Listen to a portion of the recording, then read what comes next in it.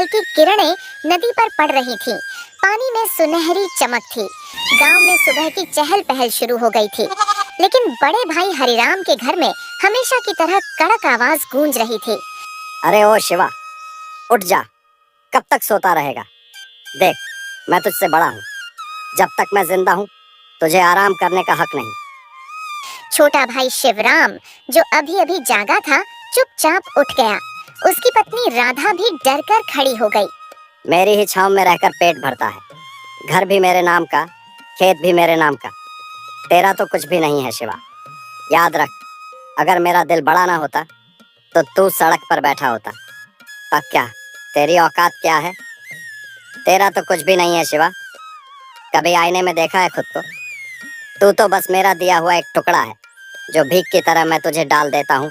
याद रख, अगर मेरा दिल इतना बड़ा ना होता तो आज तू सड़क पर भीख मांगता फिरता। हरिराम हर रोज उसे ताने देता। शिवराम चुप था। उसने कभी जवाब नहीं दिया। उसके माता पिता बचपन में ही मर गए थे। बड़ा भाई ही उसे पाल पोस कर बड़ा कर लाया था। लेकिन जैसे जैसे हरिराम की उम्र और दौलत बढ़ी, उसका दिल सिकुड़ता चला गया। हरिराम की पत्नी भगवती भी वैसी ही थी, हमेशा ताने देती। देखिए जी, बारिश आने वाली है। कह दीजिए इस निकम्मे से, इस कामचोर से, कि जल्दी से घर के बाहर का कीचड़ साफ कर दे। सारे गांव वाले हमारे घर के सामने से ही तो गुजरते हैं। अगर रास्ता गंदा हो गया तो लोग क्या कहेंगे?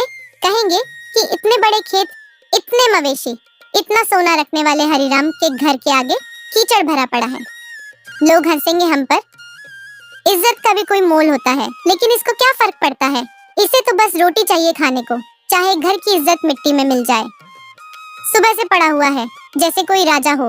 रोज इसे देखकर मन जलता है। घर में पालतू जानवर भी इससे ज्यादा काम के होते हैं। कहिए इससे उठे और साफ करे, वरना बारिश में ये सारा कीचड़ अंदर तक आ जाएगा और गांव वालों के सामने हमारी नाक कट जाएगी। सुन लिया ना शिवा? जा, घर के आगे का रास्ता साफ कर। और सुन, मवेशियों के लिए चारा भी काट ला। मुझे खेत देखने जाना है, वहाँ भी काम होगा। शिवराम चुपचाप बाहर निकल गया। उसका दिल भारी था। हर दिन भाई की बातें उसे तोड़ रही थीं, लेकिन फिर भी वह यही सोचता, भैया ने ही तो पाला है, उनका हक भी है डांटने का। बारिश की बूंदें अब धीरे धीरे गिरने लगी थीं। आसमान में घने काले बादल थे। बूढ़ी दादी कह रही थी, अरे नदी का पानी बढ़ेगा आज, ईश्वर सबकी रक्षा करे। हरिराम खेत की ओर निकल पड़ा। जाते जाते शिवराम से बोला, सुन, अगर बारिश तेज हुई और नदी का पानी घर तक आ गया तो सबसे पहले मेरे मवेशी बचाना। तेरा सामान तो वैसे भी कोई काम का नहीं, पर मेरी गाय भैंसें मर गईं तो नुकसान मेरा होगा। शिवराम की आंखों में आंसू आ गए, पर उसने सिर झुकाकर कहा, ठीक है भाई, जैसा आप कहें। आपका हर हुक्म सर आंखों पर। और हाँ, अगर खाना खाने का मन करे तो पहले मुझे खिला देना, तू बाद में खा लेना, समझा? यह कहकर वह चला गया। बारिश अब तेज होने लगी थी। आसमान में बिजली कड़क रही थी। शिवराम ने जल्दी जल्दी घर के बाहर का रास्ता साफ किया, फिर मवेशियों के लिए चारा काटने चला गया। मन ही मन उसने भगवान से कहा, हे प्रभु, इस बारिश में हमारे घर बचे रहें। भले ही मेरा कोई सामान बह जाए, पर भाई का घर बचा लेना। उनके पास तो सब कुछ है, मैं तो जहाँ भी जाऊंगा रह लूंगा। उसकी दया और भोलापन देखकर मानो बादल भी रो पड़े। बारिश और तेज होने लगी थी, लेकिन हरिराम को अपने खेत की चिंता थी। उसने दूर से देखा, पानी खेतों में भर चुका था, मगर उसके मन में सिर्फ एक ही बात थी, अब की बार फसल मरी तो शिवराम को काम से निकाल दूंगा। उसके पेट पर बोझ उठाने की ताकत मुझ में नहीं। उसके मन का घमंड और लालच बारिश के पानी से भी ज्यादा गहरा था। बारिश की बूंदें अब तेज होकर मूसलधार बन चुकी थीं। गांव के लोग अपने अपने घरों को मजबूत करने में लगे थे। नदी का पानी उफन कर किनारों से बाहर आने लगा था। उसी समय हरिराम घर लौट आया। मूड और भी खराब था। खेत का आधा हिस्सा पानी में डूब चुका था। आते ही उसने देखा, शिवराम ने चारा काटा नहीं था। दरअसल बारिश इतनी तेज थी कि शिवराम खुद भीगकर कांप रहा था, लेकिन हरिराम को उसकी हालत से कोई फर्क नहीं पड़ा। उसने गुस्से से चिल्लाकर कहा, निकम्मे, जब देखो तब भीगता रहता है, चारा नहीं काटा, अब मवेशी भूखे मर जाएंगे। तू किस काम का है आखिर? भाई, बारिश बहुत तेज थी, माफ कर दो, मैं अभी काट लाता हूँ। हरिराम की आंखों में घमंड और नफरत भर गई। उसने एक जोरदार लात शिवराम के पेट में मारी। शिवराम गिर पड़ा। उसकी पत्नी राधा दौड़ती हुई आई, लेकिन हरिराम ने उसे भी धक्का दे दिया। बंसी, उनका छोटा बेटा, जोर जोर से रोने लगा। बस, बहुत हो गया। आज से ये घर तेरा नहीं, निकल जा यहाँ से। मैं तुझ पर और तेरे परिवार पर एक दाना भी खर्च नहीं करूँगा। निकल जा मेरे घर से। शिवराम की पत्नी गिड़गिड़ाती रही। भैया, हाथ जोड़ती हूँ, ऐसा मत करो, बारिश हो रही है, हम कहाँ जाएंगे इस वक्त। देखो भैया, हमारा तो कोई नहीं है, ये घर ही हमारा आसरा है। अगर इसे भी छोड़ देंगे तो छोटा बच्चा कहाँ सिर छुपाएगा। भैया, भगवान के लिए, इतनी रात में, इतनी ठंडी में कहाँ जाएंगे हम, सड़क पर मर जाएंगे। भैया, आपको जो चाहे सजा दे दीजिए, काम का दोहरा बोझ दे दीजिए, लेकिन घर से मत निकालो। जहाँ मर्जी जाओ, नदी में डूब मरना है तो मर जाओ, मुझे कोई फर्क नहीं पड़ता। ये घर मेरा है और इसमें रहने का हक भी सिर्फ मेरा है। बारिश की बूंदें अब शिवराम के आंसुओं के साथ मिल चुकी थीं। वह चुपचाप उठा। उसके गीले कपड़े उसके शरीर से चिपक रहे थे। उसने अपनी पत्नी और बेटे को साथ लिया और निकल पड़ा। उसकी पत्नी की आंखें लाल थीं, लेकिन उसने भी कुछ नहीं कहा। दोनों घर से बाहर निकल गए। बाहर ठंडी हवा चल रही थी। बारिश में उनके पैर कीचड़ में धंस रहे थे। बच्चे का शरीर ठंड से कांप रहा था। रात का अंधेरा उतर आया था। गांव के लोग खिड़कियों से देख रहे थे, पर किसी की हिम्मत नहीं हुई कुछ बोलने की। हरिराम से सब डरते थे। शिवराम धीरे धीरे नदी की ओर बढ़ गया। नदी किनारे थोड़ी सी ऊंचाई थी, जहां बरगद का बड़ा पेड़ था। वहीं पर एक पुरानी झोपड़ी थी। उसी पेड़ के नीचे उसने पत्नी से कहा, यहीं रुकते हैं राधा। देखो, ये पेड़ की जड़ें भले ही बाहर निकल आई हैं, ये झोपड़ी भी पुरानी और टूटी फूटी है, लेकिन हमारे लिए ये भी किसी महल से कम नहीं है। कम से कम हमारे सिर पर एक छत तो होगी। ईश्वर ने हमें हर मुश्किल से बचाया है राधा, आज भी बचाएंगे। मुझे पूरा भरोसा है, हमारे दुख के दिन जल्दी ही खत्म होंगे। हमें बस हिम्मत नहीं हारनी है। जब तक ये सांसें चल रही हैं, मैं तुझे कभी भी खुले आसमान के नीचे सोने नहीं दूंगा। सुनिए जी, हमने किसी का क्या बिगाड़ा था? हम तो हमेशा सबका भला ही चाहते थे, फिर भी भैया ने हमें क्यों निकाल दिया? उनका दिल इतना कठोर कैसे हो गया? हम तो अपने हक का भी नहीं मांग रहे थे, बस 2 रोटी और सिर छुपाने की जगह चाहिए थी। क्या यही हमारा कसूर था? भगवान ही जाने अब हमारा क्या होगा। राधा, मत रो, मत रो। देखो, बंसी को ठंड लग जाएगी, उसका बदन कांप रहा है। अगर तू ऐसे टूट जाएगी ना, तो मैं भी कमजोर पड़ जाऊंगा। मैं अभी जाता हूँ गांव के बाहर, वहाँ पेड़ के नीचे सूखी घास पड़ी थी, वही ले आता हूँ। देख लेना, इसी बारिश में, इसी ठंडी रात में हम अपना घर सजाएंगे। हाँ, टूटी फूटी झोपड़ी होगी, दीवारों से हवा भी आएगी, लेकिन वो हमारा होगा राधा, सिर्फ हमारा, छोटा सा, लेकिन उसमें तेरा, मेरा और बंसी का सपना होगा। मुझे यकीन है भगवान हमें देख रहे हैं। एक दिन यही बारिश हमारी खुशियों की भीगी भीगी सौगात लेकर आएगी। वह उठा और घने अंधेरे में चला गया। उसकी पत्नी अपने भीगे बेटे को सीने से लगाकर बैठ गई। आसमान से बिजली चमक रही थी। बरगद के पत्ते झड़ रहे थे, पर उसी पेड़ के नीचे एक टूटे परिवार ने नया जीवन शुरू करने की ठानी थी। बारिश की बूंदें थमती नहीं थीं। शिवराम, राधा और बंसी नदी किनारे बरगद के पेड़ के नीचे झोपड़ी में बैठे कांप रहे। बंसी भूख से रोने लगा। उसकी रोती आवाज सुनकर राधा भी रो पड़ी।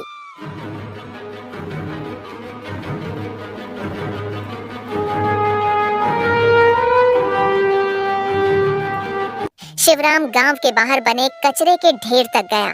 वहां लोगों द्वारा फेंकी गई सड़ी गली सब्जियां और पत्तियां पड़ी थीं। शिवराम ने कांपते हाथों से उनमें से 2 आलू निकाले। एक आधा सड़ा हुआ था, दूसरा भी गला था, लेकिन उसके लिए यही अमृत था। ईश्वर, तू ही मालिक है, तू ही रक्षक है, उसने कहा। उसने 2 और छोटे छोटे बैंगन उठाए, फिर वापस झोपड़ी की ओर लौट पड़ा। रास्ते में ठंडी हवा उसके भीगे शरीर में चुभ रही थी। बिजली चमक रही थी और अचानक बादल फटने जैसे गरजने लगे। तेज हवाएं चली, बारिश की बूंदें मानो पत्थर बन गई। शिवराम किसी तरह झोपड़ी तक पहुंचा। राधा ने दरवाजे की जगह खड़ी होकर उसे अंदर खींचा। वह कांप रहा था। उसके हाथ से आलू और बैंगन गिर पड़े। राधा ने जल्दी से उन्हें उठाया और रोती हुई बोली, अरे तुम भीग क्यों गए शिवा? देखो तो सही, बारिश कितनी तेज हो रही है। तुम्हारा सारा बदन कांप रहा है, कपड़े भीगी चादर जैसे चिपक गए हैं। तुम ऐसे बाहर क्यों निकल गए थे? अगर तुम्हें कुछ हो गया तो हम कैसे झेंगे? मुझे बहुत डर लग रहा है। राधा, मत घबरा। आग तो नहीं जला सकते इस बारिश में, पर देखो मैं कुछ भुट्टे ले आया हूँ। इन्हें ऐसे ही खा लेना। भले ही कच्चे हैं, लेकिन तुम्हें और बंसी को थोड़ी ताकत तो मिलेगी। मैं ठीक हूँ राधा। मुझे भूख नहीं है, ठंड भी नहीं लग रही। बस तुम दोनों खा लो। तुम्हें मजबूत रहना होगा। तुम्हारे लिए ही तो मैं सांसें ले रहा हूँ। तभी अचानक जोरदार हवा चली और झोपड़ी की आधी छत उड़ गई। ठंडा पानी भीतर गिरने लगा। बंसी डर से रोने लगा। राधा भी कांप गई। बारिश का कहर बढ़ता ही जा रहा था। हर तरफ अंधेरा, ठंडी हवा, बिजली की डरावनी चमक और उस वीरान झोपड़ी में 3 बेसहारा लोग। लेकिन शिवराम का दिल कह रहा था, भगवान, मेरी सांसें ले लेना, पर इन्हें बचा लेना। ईश्वर, तू ही मालिक है, तू ही रक्षक है। तेरे ही भरोसे तो ये सांसें चल रही हैं। आज हमारे पास कुछ भी नहीं बचा, ना घर, ना ठिकाना, ना ही कोई सहारा। बस तेरा नाम है जिसके सहारे हम जी रहे हैं। हे प्रभु, अगर हमने कभी कोई पाप किया हो तो माफ कर देना, लेकिन मेरे बच्चों को इस सर्दी और भूख से बचा लेना। तू ही हमारा सहारा है, तू ही हमें हिम्मत देता है। जब जब दुनिया ने मुंह मोड़ा है, तभी तेरा हाथ हमारे सिर पर महसूस हुआ है। इस बार भी हमें अकेला मत छोड़ना। उस रात उसने ठंड से कांपते हुए अपनी भीगी पत्नी और बेटे को सीने से लगाए आंखें बंद कर लीं। बारिश की बूंदें जैसे उसके चेहरे पर पड़ते हुए कह रही थीं, संघर्ष तो अभी शुरू हुआ है। बारिश लगातार 3 दिनों से हो रही थी। नदी का पानी किनारे तोड़कर बहने लगा था। झोपड़ी की दीवारें गीली होकर गल रही थीं। छप्पर टपक रहा था। अंदर बंसी ठंड और भूख से कांप रहा था। राधा का भी बुरा हाल था। उसकी आंखों के नीचे काले गड्ढे पड़ गए थे। 3 दिनों से उनके पेट में भरपेट खाना नहीं गया था। उस रात तेज हवा और बारिश की आवाज से झोपड़ी कांप रही थी। राधा ने कांपती आवाज में कहा, सुनिए जी, अब क्या होगा? देखिए ना, ये झोपड़ी भी कब गिर जाए कुछ भरोसा नहीं। हर तरफ से पानी टपक रहा है। अगर ये गिर गई तो हम कहाँ जाएंगे? बंसी को देखिए, उसे तेज बुखार है। उसकी सांस भी भारी हो रही है। उसके लिए तो दूध तक नहीं है हमारे पास। हम आखिर कब तक यूं ही जिंदा लाशों की तरह जीते रहेंगे? राधा, मैं भैया के पास जाऊंगा। जो भी हो, बच्चे की जान तो बचानी ही है। मैं उनसे थोड़ा सा दूध ही तो मांगूंगा। अगर उनका दिल पिघल जाए तो शायद बंसी बच जाए। भले ही मुझे कुछ भी सुनना पड़े, पर मैं जाऊंगा। भैया वापस घर लेंगे हमें? सच कहूँ तो अगर आपके भाई ने आपको आपके हिस्से की जमीन दी होती तो आज हमारे पास भी एक मजबूत घर होता। लेकिन उन्हें तो बस यही लगा कि आपको पाला पोसा है तो आपके माँ बाप के हिस्से की जमीन पर भी उनका हक है। उन्होंने तो कभी ये जरूरी ही नहीं समझा कि वो जमीन आपकी भी थी। और आपने भी तो कभी अपना हिस्सा नहीं मांगा। क्यों? क्या हमारी जिंदगी की कोई कीमत नहीं? राधा, भैया ने मुझे पाल पोस कर बड़ा किया है। मेरे माता पिता के मरने के बाद उन्होंने ही तो मुझे सहारा दिया। अगर इस एहसान के बदले उन्होंने मेरी जमीन ले ली तो क्या हुआ? मैं भाई से कभी अपना हिस्सा नहीं लेना चाहता। जो दिया ईश्वर ने दिया, जो नहीं दिया वो भी उनकी मर्जी। अगर मेरे नसीब में होगा तो ईश्वर खुद देंगे। लेकिन मैं अपने भाई से कुछ मांगकर उनका सिर झुकाना नहीं चाहता। पर आज बच्चे की जान बचाने के लिए मुझे उनकी मदद लेने जाना ही होगा। शिवराम के दिल में भी यही उम्मीद थी। वो रात में ही अपना निकल पड़ा। रास्ते में घुटनों तक पानी था। बिजली की चमक में सब और भी डरावना लग रहा था। गांव के कच्चे रास्तों पर फिसलन थी, लेकिन उसके कदम नहीं रुके। वह भाई के घर पहुंचा। दरवाजा बंद था। अंदर से बातों की आवाज आ रही थी। भैया, दरवाजा खोलो। अंदर हरिराम अपनी पत्नी भगवती के साथ बैठा गर्म दूध पी रहा था। अब ये कौन आ गया इस तूफानी बारिश में? दिन भर की मेहनत के बाद चैन से बैठा भी नहीं जाता। हर वक्त कोई ना कोई मुसीबत दरवाजे पर आ खड़ी होती है। कौन होगा इतनी रात को? और अगर भीग भी रहा है तो मुझे क्या? सबको मेरी ही चौखट दिखती है क्या? जाओ जहां जाना है, मुझे कोई मतलब नहीं। जाके मरे बाहर। हरिराम उठा, दरवाजा खोला। सामने शिवराम को देखकर उसका चेहरा तमतमा गया। उसने तिरस्कार भरी नजरों से पूछा, क्यों आया है यहाँ? क्या चाहिए तुझे इस वक्त? दिन हो या रात, हर वक्त भीख मांगने चला आता है, जैसे हमारी ही छाती पर मूंग दलनी है तुझे। बोल क्यों आया है? भैया, बंसी को तेज बुखार है। 3 दिन से बारिश में भीगा पड़ा है। उसका पूरा बदन ठंडा पड़ रहा है। उसके पास ओढ़ने को कुछ नहीं है, खाना भी नहीं है। झोपड़ी कभी भी गिर सकती है। भैया, कुछ अनाज दे दो, कोई पुरानी चादर ही दे दो। बच्चा है भैया, उसकी जान बचानी है। हम कहीं और नहीं जाएंगे, बस उसकी सांसें चलती रहें। इतनी सी दया कर दो। सुनो जी, देखिए तो ये फिर आ गया भीख मांगने। निकम्मा कहीं का, काम धंधा तो है नहीं, बस दूसरों के दरवाजे पर हाथ फैलाना आता है। अरे हट, हमारे पास भी खाने को कुछ नहीं है, समझे? और सुन, भगवान के नाम पर मत आना बार बार। जो अपनी बीवी बच्चों का पेट नहीं पाल सकता, उसे तो मर ही जाना चाहिए। चल निकल यहाँ से, हमारा सिर मत खा। भैया, एक बार बंसी को देख लो, छोटा सा है, मर जाएगा तो। निकल जाए यहाँ से। मरना है तो मर जाए, मुझे क्या फर्क पड़ता है? तू जिए या मरे, मेरी जिंदगी पर कोई असर नहीं पड़ने वाला। हर बार रोनी सूरत लेकर चला आता है, जैसे तेरे जिम्मे का मैं ही सब कुछ हूँ। निकल यहाँ से। और सुन, आइंदा मेरे दरवाजे पर भी मत दिख जाना, नहीं तो इस बार खदेड़ दूंगा, समझा? जा जहाँ जाना है, मरना है तो मर जा। मुझे तेरी और तेरे बच्चे की कोई फिक्र नहीं है। बारिश की बूंदें उसके आंसुओं के साथ बह रही थीं। वह उलटे पांव लौट पड़ा। गांव के कुछ लोग अपनी अपनी खिड़कियों से देख रहे थे। शिवराम ने एक घर के आगे जाकर मदद मांगी। घर के मालिक ने तिरस्कार से कहा, जब तेरा अपना भाई ही तुझ पर दया नहीं कर रहा तो हम क्यों करें? निकल यहाँ से। आखिरकार वह टूटे दिल से, भीगे कपड़ों और खाली हाथों के साथ फिर उसी नदी किनारे की झोपड़ी में लौट आया। राधा ने उसके चेहरे की हालत देख ली।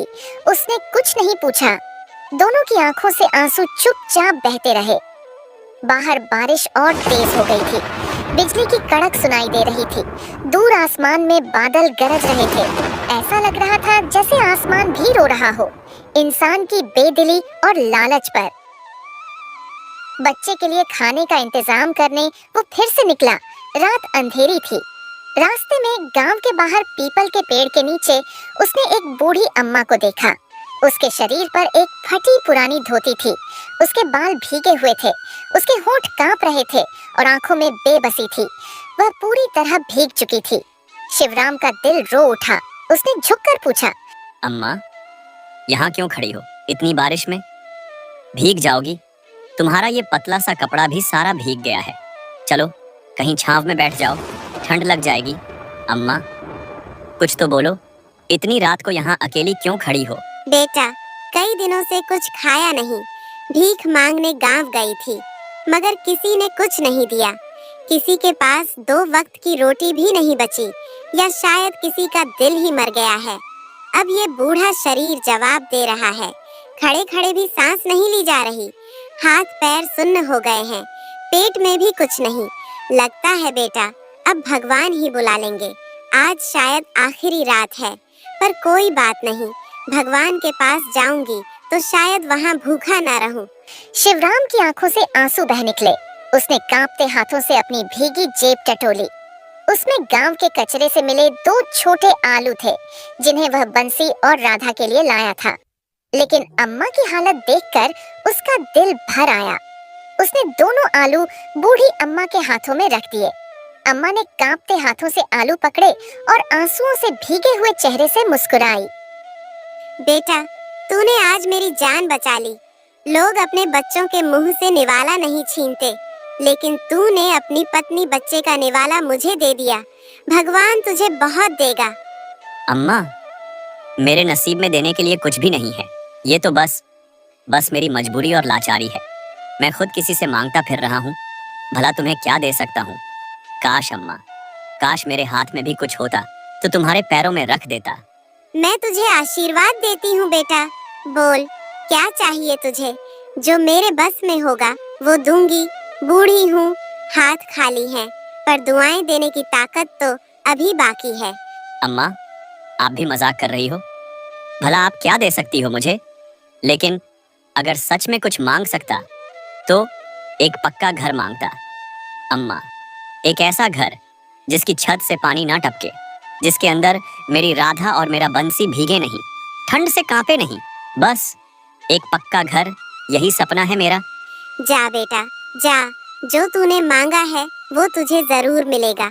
आज मेरी एक इच्छा पूरी हुई है, पर तेरा सपना अधूरा नहीं रहेगा, ये मेरा आशीर्वाद है। ईश्वर तेरी ये इच्छा पूरी करेंगे। जा बेटा, तेरे दुख के दिन खत्म होंगे। शिवराम को लगा अम्मा शायद बुढ़ापे में भ्रमित हो गई हैं। वह चुपचाप आगे बढ़ गया। उसकी आंखों से आंसू बह रहे थे, लेकिन दिल हल्का था कि उसने किसी भूखे को खाना तो खिलाया। जब वह वापस अपनी झोपड़ी के पास पहुंचा, तो उसकी आंखें फटी की फटी रह गईं। जहां वह टूटी फूटी झोपड़ी छोड़कर गया था, वहां अब एक बड़ा सा पक्का घर खड़ा था। लाल ईंटों की दीवारें, मजबूत छत, खिड़कियां और सामने एक छोटी सी ओसारी थी जहां राधा बैठी थी। उसके चेहरे पर हैरानी और खुशी दोनों थी। राधा ने शिवराम को देखकर रोते हुए कहा, सुनिए जी, ये घर कहाँ से आया? जब तू गया था तब तो कुछ नहीं था। अचानक बिजली खड़ी, बादल गरजे और फिर ये घर जैसे भगवान ने बना दिया हो। शिवराम की आंखों से आंसू बह निकले। उसने आसमान की ओर देखा। बारिश की बूंदें अब भी गिर रही थीं, पर उसे ऐसा लगा जैसे ईश्वर खुद उसे छू कर कह रहे हों, तेरी दया और सच्चाई का फल तुझे मिल गया शिवराम। आज मुझे एक बूढ़ी अम्मा मिली थी, शायद वही फरिश्ता थी। मैंने उन्हें 2 आलू दे दिए और उन्होंने ये वरदान दिया। ये उनका आशीर्वाद है। उस रात पहली बार शिवराम और राधा ने एक पक्के सुरक्षित घर की छत के नीचे बैठकर ईश्वर को धन्यवाद दिया। बाहर बारिश थी, हवा थी, बिजली थी, पर उनके दिलों में सिर्फ शांति और कृतज्ञता थी। अगले दिन गांव में हल्ला मच गया। हर कोई यही चर्चा कर रहा था, अरे वो नदी किनारे वाला शिवराम, उसकी टूटी झोपड़ी की जगह बड़ा सा पक्का घर बन गया है, वो भी रातों रात। कहते हैं किसी बूढ़ी अम्मा ने उसे वरदान दिया, किस्मत बदल गई उसकी। ये बात हरिराम और उसकी पत्नी भगवती के कानों तक भी पहुंची। वे दोनों दरवाजे पर बैठे थे। तब एक औरत ने आकर कहा, भाभी सुना, शिवराम का घर बन गया, वो भी बड़ा सा पक्का घर। किसी बूढ़ी साध्वी ने चमत्कार कर दिया, अब वो आराम से रहेगा। भगवती का चेहरा गुस्से से लाल हो गया। उसने हरिराम की ओर देखा। देखा जी, जिस निकम्मे को अपने घर से निकाला वो आज राजा बन बैठा। सब गांव वाले भी उसकी बड़ाई कर रहे हैं। अगर उसने उस बूढ़ी को कुछ दे दिया और उसे चमत्कार मिल गया, तो हम क्यों ना ढूंढे उसे, हमें भी वरदान मिल जाएगा। हरिराम का दिल भी जल उठा। उसका घमंड अब उसे कचोट रहा था। उसने तुर्ष होकर कहा, हाँ, चलो उसे ढूंढते हैं। किस बूढ़ी ने उसकी किस्मत बदल दी? हम भी देंगे कुछ और मांगेंगे अपनी फसल की रक्षा, जमीन का विस्तार और भी बहुत कुछ। अगली सुबह हरिराम और भगवती गांव के बाहर निकल पड़े। कड़ाके की ठंड, कीचड़ और पानी से सने रास्तों पर वे हर जगह बूढ़ी अम्मा को ढूंढने लगे। पीपल के पेड़ के नीचे भी गए जहां शिवराम को अम्मा मिली थी। वहां कोई नहीं था। फिर वे नदी किनारे पहुंचे। वहां भी कोई नहीं मिला। गांव के मंदिर, तालाब, जंगल के रास्ते, हर जगह उन्होंने पूछा, कहीं कोई बूढ़ी साध्वी दिखी क्या? लोगों ने मना कर दिया। कुछ ने कहा, अरे छोड़ो, तुम्हें वो अम्मा नहीं मिलेंगी। अगर वो सच में कोई फरिश्ता थी तो किसी लालची इंसान के हिस्से में कभी नहीं आती। भगवान भी सोच समझकर ही देते हैं।